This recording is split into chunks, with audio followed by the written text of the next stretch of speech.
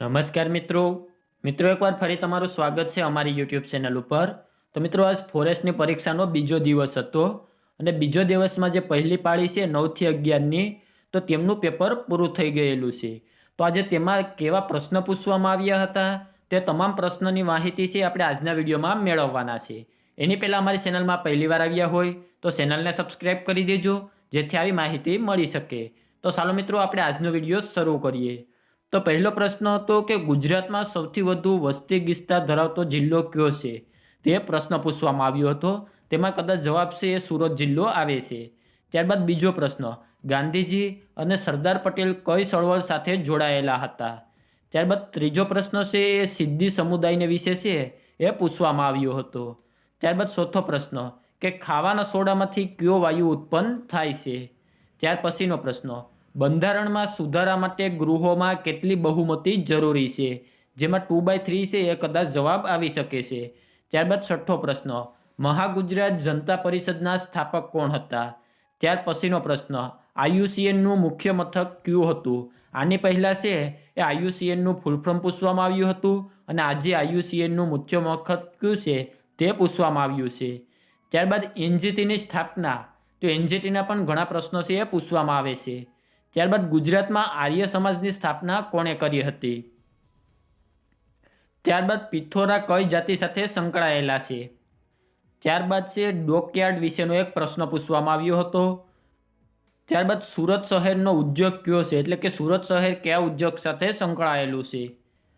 ભારતના કાયદાકીય સલાહકાર કોણ છે? ત્યાર પછીનો પ્રશ્ન, સંપ ક્યાં જંપ તે કહેવતનો અર્થ આપવાનો હતો। ત્યાર પછીનો 15મો પ્રશ્ન, પરાધીનનું વિરુદ્ધાર્થી શું થાય છે? ત્યાર પછીનો પ્રશ્ન, કર્માધીનનો સમાસ। ત્યાર પછીનો 17મો પ્રશ્ન, અર્વાચીનની જોડણી। ત્યારબાદ 18મો પ્રશ્ન, પર્વતારોહકની સંધિ। ત્યારબાદ 19મો પ્રશ્ન, કેન્દ્રીય નાણાપંચનું પ્રાથમિક કાર્ય શું હોય છે? ત્યાર પછીનો 20મો પ્રશ્ન, ગુજરાતની ટૂંકી નદી કઈ છે? ત્યારબાદ 21મો પ્રશ્ન, સોલ્ટ માર્શમાંથી છે એ એક પ્રશ્ન પૂછવામાં આવ્યો હતો। ત્યારબાદ 22મો પ્રશ્ન, બેડમિન્ટન વર્લ્ડ ફેડરેશન 2023માં બ્રોન્ઝ મેડલ કોણે જીત્યો હતો? ત્યારબાદ 23મો પ્રશ્ન, મગર સંવર્ધન ગુજરાતના કયા અભયારણ્યમાં આવેલું છે? ત્યારબાદ 24મો પ્રશ્ન, એક હાથે તાળી ન પડે તે કહેવતનો અર્થ પૂછવામાં આવ્યો હતો। ત્યારબાદ 25મો પ્રશ્ન, IRV 2020 કયા પ્રાણી સાથે જોડાયેલો છે? ત્યારબાદ 26મો પ્રશ્ન, જંગલી ગધેડાના અભયારણ્યમાં કયું પ્રાણી જોવા મળે? ત્યારબાદ 27મો, DMSનું ફૂલ ફોર્મ। ત્યારબાદ 28મો પ્રશ્ન, IMFનું ફૂલ ફોર્મ। તો મિત્રો આ ફૂલ ફોર્મ છે જે પર્યાવરણને લગતા ને એના છે એ બહુ પૂછાય છે। આની પહેલાં IUCNનું ફૂલ ફોર્મ પણ પૂછવામાં આવ્યું હતું। ત્યારબાદ 29મો પ્રશ્ન, 1 માર્ચ 2001ના રોજ બુધવાર હોય તો 15મી એપ્રિલ 2001ના રોજ કયો વાર હશે? ત્યારબાદ 30મો પ્રશ્ન, મહાનગરપાલિકા અને નગરપાલિકાનો વહીવટ સરકારનું કયું સ્તર કરે છે? ત્યારબાદ 31મો પ્રશ્ન, અસ્તા કૃષ્ણમૂર્તિએ અવકાશ ક્ષેત્રે કઈ સિદ્ધિ પ્રાપ્ત કરી છે? ત્યારબાદ 32મો પ્રશ્ન, 2023માં સ્ટાર્ટઅપ ઇન્ડિયાનો લાભ કોને મળે? ત્યારબાદ 33મો પ્રશ્ન, કેન્દ્રીય નાણાપંચનું કાર્ય શેની ભલામણથી કરવાનું હોય છે? ત્યારબાદ 34મો પ્રશ્ન, મનુષ્યમાં સામાન્ય રીતે દેહિત રંગસૂત્ર તેનો એક પ્રશ્ન પૂછ્યો હતો। 35મો પ્રશ્ન, વાતાવરણમાં તમામ ઘટનાનો અનુભવ કયા આવરણમાં થાય છે? ત્યારબાદ 36મો પ્રશ્ન, નેશનલ કોંગ્રેસ 2023નું આયોજન ક્યાં થયું હતું? ત્યારબાદ 37મો પ્રશ્ન, 2011ની વસ્તી ગણતરી મુજબ એક ગાયતામાં વસ્તીની વૃદ્ધિ દર કેટલો હોય છે? ત્યારબાદ 38મો પ્રશ્ન, 13 સંખ્યાની સરેરાશ 7 છે, દરેક સંખ્યાને 2 વડે ગુણાકાર કરવામાં આવતો નવી સંખ્યાની સરેરાશ કેટલી મળે? ત્યારબાદ 39મો પ્રશ્ન, કુલ 100 રન બનાવ્યા તેમાં 20 બાઉન્ડ્રી અને 5 સિક્સ છે તો કેટલા રન દોડીને બનાવ્યા હોય? ત્યારબાદ 40મો પ્રશ્ન, 5%ના સાદા વ્યાજના દરે અમુક રકમ કેટલા સમયમાં મૂળ રકમની બમણી થશે? ત્યારબાદ 41મો પ્રશ્ન, સુખ શાંતિ તેમનો સમાસ પૂછવામાં આવ્યો હતો।